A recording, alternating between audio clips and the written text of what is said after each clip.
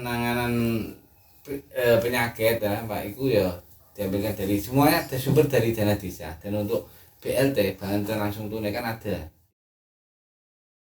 Halo teman-teman semua, Assalamualaikum warahmatullahi wabarakatuh. Om Swastiastu, Namo Buddhaya, salam kebajikan. Nah, di sini kita ketemu lagi nih teman-teman. Kenalin, nama aku Maya Yusinta, mahasiswa program studi ilmu pemerintahan Universitas Muhammadiyah Yogyakarta. Nah, kali ini kita akan membahas nih bagaimana sih pengelolaan dana desa dalam penanggulangan COVID-19 yang saat ini, yang bisa dikatakan hampir 1 tahun ini Indonesia hidup dalam pandemi COVID-19. Nah, semakin hari kasus positif tersebut semakin naik. Nah, untuk kali ini kita akan ngebahasnya nggak sendirian nih. Kita akan membahas bersama dengan ahlinya, yaitu bersama bagian bendahara desa di Desa Karangnongko, Kecamatan Narumsari, Kabupaten Jepara, yang kebetulan itu tempat tinggal saya sendiri di sini. Nah, bagi kalian yang pengen tahu gimana sih pengelolaan dana desa sendiri dalam penanganan COVID-19 itu, jadi jangan lupa saksikan video selanjutnya yang kita akan membahas lebih lanjut dengan ahlinya, yaitu Bapak Bendahara Desa di Desa Karangnongko. Let's go. Oke teman-teman, kita di sini akan ngebahas bagaimana sih pengelolaan dana desa untuk penanggulangan COVID-19 ini. Nah, sekitar 1 tahun, hampir 1 tahun Indonesia hidup di masa pandemi COVID-19 ini. Nah, di sini kita akan membahas bagaimana sih keuangan pemerintahan desa sendiri di masa pandemi COVID sendiri. Nah, di sini saya sudah bersama dengan Bapak Ridho ya, selaku Bendahara Desa Karangnongko. Mungkin sebelumnya bisa diperkenalkan dulu Pak. Oh ya, nama saya Pak Muhammad Ridho, Bendahara Desa Karangnongko, Kecamatan Narumsari, Kabupaten Jepara. Saya di sini sebagai tower keuangan yang menangani tentang dana desa berhubungan dengan BLT untuk penanganan COVID dan lain-lain. Ya. Pak Rindo ini kurang lebihnya sudah menjabat di perangkat desa itu sekitar sudah berapa tahun? Saya menjabat sebagai perangkat desa baru 2 tahun. Ya. Sebelum kita membahas itu Pak lebih lanjut bagaimana pengelolaan dananya, mungkin bisa kita membahas tentang pemerintahan, maksudnya keadaan pemerintahan desa di masa pandemi ini, apakah berubah drastis sebelum adanya pandemi ini atau bagaimana begitu? Ya, untuk pelayanan di desa dengan adanya pandemi ini kita ada sedikit memang sedikit kinerja mengenai itu. Perangkat kita berjumlah 12. Untuk kemarin waktu COVID memuncak kita masih pelayanan ya, kita untuk warga yang mau minta pelayanan diharuskan membawa masker, cuci tangan dan sebagainya seperti protokol, harus sesuai dengan protokol kesehatan untuk bisa ke balai desa nanti bisa dilayani dengan baik.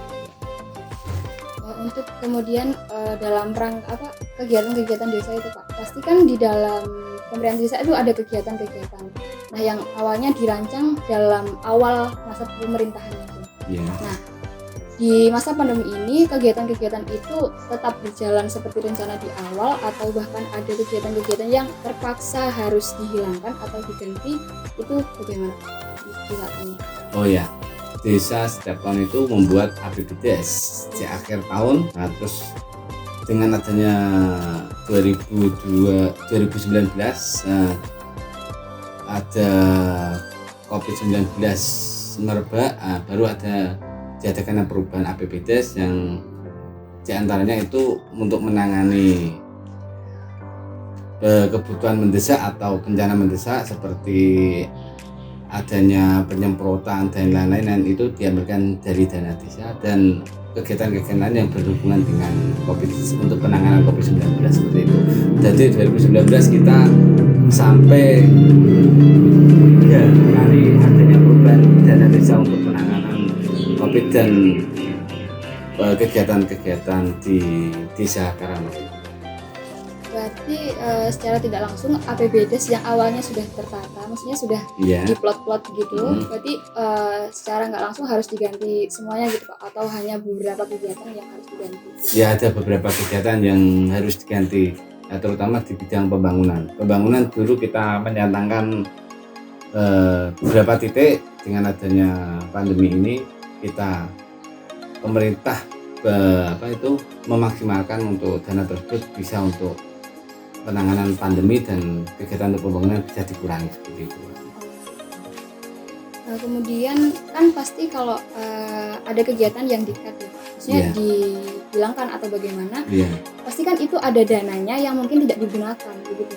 Nah, dana yang tidak digunakan itu kemudian akan dialihkan ke kegiatan yang lain atau langsung masuk ke dalam dana untuk penanggulangan COVID-19? Ya, untuk penanggulangan COVID tersebut, ada berapa katakanlah dana COVID saya memerlukan sekian, nah itu pembangunan itu di-cut sekian untuk penanganan COVID dan sisanya pun bisa untuk pembangunan tersebut itu yang belum dilaksanakan tadi ya. Terus kemudian kayak dana yang untuk penanggulangan COVID itu Pak, maksudnya itu murni dari dana desanya sendiri atau ada penyaluran dana dari pemerintah pusat maupun pemerintah daerah? Untuk kebutuhan mendesak seperti penanganan COVID, seperti kegiatannya seperti pembelian masker, terus desinfektan, terus penyemprotan ke warga di tempat-tempat ibadah itu murni dengan pakai dana desa. Dan untuk kegiatan seperti BLT dan lain-lain itu bersumber dari dana desa dan dari dana kabupaten maupun provinsi. Berarti ada penyaluran dana ya Pak dari atas-atas? Ada, ya ada. Terus kayak teknis Pak penyaluran dananya seperti BLT kan bantuan langsung tunai dalam bentuk apa Pak itu? Terus kemudian cara penyalurannya itu bagaimana? Itu kita pengajuan dengan sistem online. Nanti kemarin yang dari dua provinsi itu ada yang berupa sembako, ada yang berupa uang. Untuk kemarin dari provinsi 3 bulan berupa sembako dan 3 bulan berupa dana BLT gitu. Jadi tidak selamanya, maksudnya tidak terus menerus berbentuk uang atau berbentuk sembako. Beda-beda ya. Untuk kayak kategori penerima bantuan itu bagaimana cara menentukan ini yang layak mendapatkan, ini yang layak tidak? Ya, untuk pandemi kemarin kita kan berdampak seluruh warga sih, seluruh warga Indonesia lah, tidak peduli yang punya usaha terus usahanya bisa nggak jalan, terus yang apalagi yang tidak bekerja kemarin malah ada sistem lockdown sampai seperti itu. Makanya kemarin kita dari pihak desa ya kita pilih-pilih ya mana yang memerlukan, itu memang betul-betul harus kita cover seperti itu. Terus kalau cara menanggulangi itu Pak, kan berarti biasanya ada kayak salah sasaran pemberian bantuan gitu loh Pak. Ada yang seharusnya mendapatkan malah tidak mendapatkan, yang seharusnya sudah mampu malah mendapatkan. Nah, cara dari pemerintah desa sendiri dalam menanggapi itu begitu. Itu nanti itu diserahkan ke perlu bekerjasama dengan RT, RW dan perangkat setempat untuk pendataan dana tersebut agar kita nantinya tidak sampai salah sasaran gitu. Tapi hingga saat ini ada nggak Pak kalau kasus yang seperti itu? Maksudnya kayak orang protes, loh saya kok nggak dapat, kalau itu bapak itu kok dapat, walaupun rumah itu maksudnya seperti rumahnya kayak gitu mencukupi, tapi kok saya nggak dapat tuh yang seharusnya dapat. Nah, ada kasus seperti itu nggak Pak? Alhamdulillah di desa Karanoko tidak ada kasus seperti itu. Iya. Karena menyadari yang nggak dapat, saya memang masih mampu, yang dapat di bawah saya. Dia memang menyadari lah, terutama itu yang PNS dan orang kaya memang kita kategorikan tidak, itu orang mampu lah gitu, seperti itu ya. Terus perangkat desa nih Pak, maksudnya terutama pada Pak Rido Ya. itu menanggapi adanya COVID ini loh Pak, dalam pelaksanaan pemerintahan desa itu bagaimana tanggapan Pak Rido sendiri? Efektifkah atau tidak, atau ada banyak kendala yang menghambat di jalannya pemerintahan desa sendiri? Ya hampir sama sih Mbak, itu cuma ada perubahan-perubahan.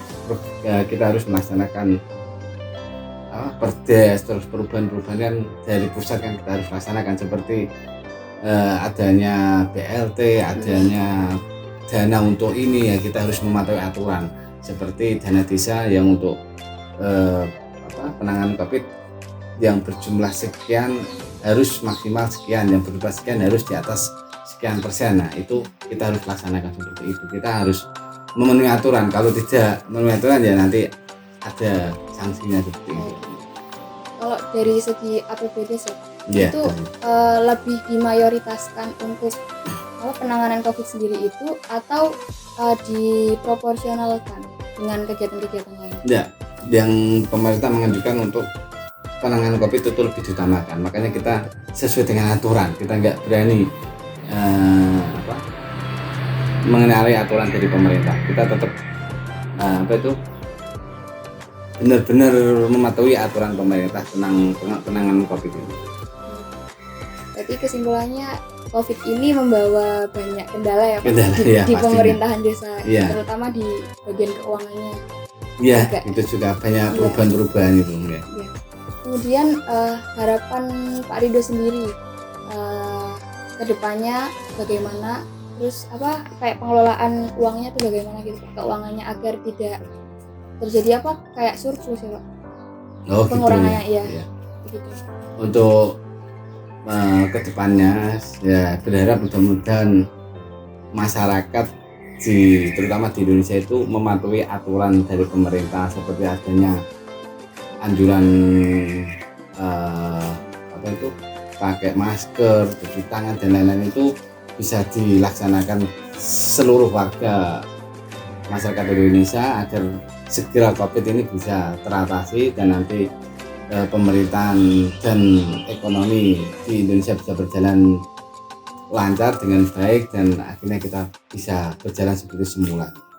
Seperti itu ya. Nah, itu dia teman-teman penjelasan tentang bagaimana sih pengelolaan dana desa dalam penanganan COVID-19 itu, yang kebetulan kita bahas tentang pengelolaan dananya di Desa Karangnongko. Nah, seperti itu, sekian. Mohon maaf apabila ada tutur kata yang kurang berkenan di hati. Mohon maaf yang sebesar-besarnya. Wassalamualaikum warahmatullahi wabarakatuh.